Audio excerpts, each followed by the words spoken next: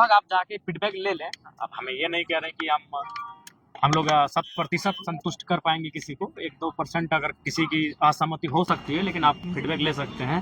हम लोगों ने सबको बहुत विधिवत प्रक्रिया है चयन की, उस प्रक्रिया के माध्यम से हम लोगों ने आज अपनी जो केंद्र कमेटी है, सेंट्रल बॉडी, उसका हम लोगों ने विस्तारीकरण किया।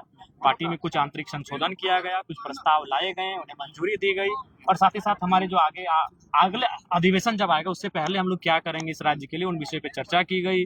और उन सारी चीजों को हम लोग फिर पुनः चुनाव आयोग को, जो एक विधिवत प्रक्रिया होती है एक रजिस्टर्ड पार्टी की, उस प्रक्रिया के अधीन भेजेंगे। आज के अधिवेशन से क्या प्रभाव पड़ेगा भविष्य में पार्टी का? देखिए, कोई भी चीजें जिस प्रकार से रिजल्ट आता है, रिजल्ट से पहले आप रजिस्ट्रेशन करते हैं, फॉर्म फिलअप होता है, तो अब रिजल्ट आएगा आज के अधिवेशन के बाद। बहुत सारे अधिकारियों का फेरबदल किया गया। चर्चा किए। देखिए, फेरबदल तो उसमें सरकार का हाथ होता है, उसमें विधायक का कोई रोल नहीं है। जी, किन मुद्दों पर ज्यादा चर्चा किया है? आज हम लोग की आने वाले दिनों में हम लोग इस राज्य के युवाओं, किसानों, महिलाओं के जो हक हैं, अधिकार हैं, उनके लिए हमारी आवाज सशक्त तौर पे हम लोग अपनी आवाज को बुलंद करेंगे। जयराम जी, आपका पार्टी आंदोलनकारी का पार्टी है, जितने लोग आंदोलन किए या संघर्ष किए उनको सम्मान मिला है आज जितना? जी, लगभग आप जाके फीडबैक ले लें। अब हमें ये नहीं कह रहे कि हम लोग 100% संतुष्ट कर पाएंगे किसी को। 1-2% अगर किसी की असहमति हो सकती है, लेकिन आप फीडबैक ले सकते हैं। हम लोगों ने सबको बहुत अधिवेशन से पार्टी को कितनी मजबूती मिलेगी? निसंदेह पार्टी को एक बूस्टअप एनर्जी मिलेगी, जो विगत आने वाले अधिवेशन तक कायम रहेगी। लेकिन बोकारो में अधिवेशन खास करके जगह चुना गया। देखिए, धनबाद बोकारो हम लोग का सृजन भूमि है, और धनबाद बोकारो को हम लोग पहले कार्यक्रम में प्राथमिकता देते हैं। लोगों का कार्यक्रम राजधानी में होता है, हम लोग बोकारो धनबाद को प्राथमिकता। लेकिन जनता दुखी है, किस प्रकार से बंद कमरे में आप लोग अधिवेशन कर रहे हैं? नहीं, देखिए, हम लोग जनता से माफी चाहेंगे, जनता से माफी चाहेंगे, और इसीलिए हम लोगों ने किसी को सूचना भी नहीं दिया था, ना हम खुद सोशल साइट पे टेलीफोनिक सूचना हुई थी, केंद्रीय कार्यकारिणी को भी टेलीफोनिक और फाउंडर मेंबर की सूचना हुई थी।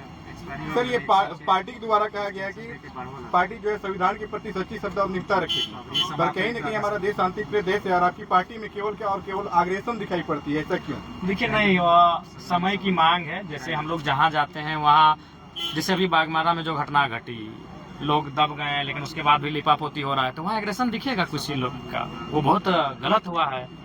तो कुछ चीजें ऐसी आती हैं जहाँ एग्रेशन दिखता है।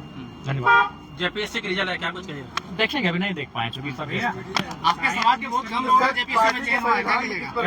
महतो समाज के बहुत कम लोगों का चयन हुआ है। नहीं, हुआ है। अच्छा, हम लोग तो अभी जस्ट फोन आया था, वो सम्मानित करने के लिए बुला रहे हैं, हुआ है जो, लेकिन हाँ, अभी और अच्छा करने की आवश्यकता है।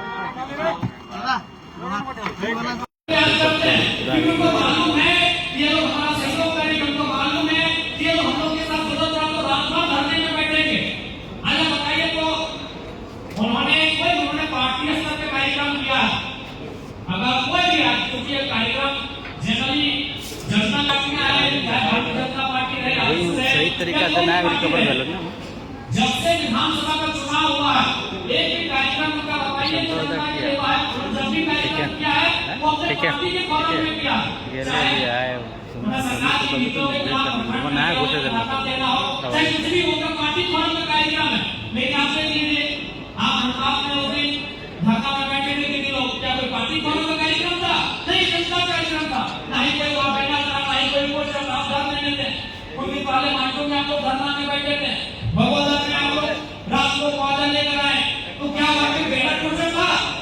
इस बात को मानिए कि पूरे राज्य में अगर जनता के लिए कोई काम कर रही है तो सेलिब्रेट कर रही है। बाकी कोई भी पार्टी है, आप पिछले जब से विधानसभा का चुनाव हुआ, जब से नई सरकार बनी है, आप एक कार्यक्रम मेरा बता दीजिए। अभी सीसी में घटना लगी, आपने देखा होगा, उन्होंने कार्यक्रम किया लेकिन उसके पार्टी का बैनर था। आप हमको बताइए, हमने हजारों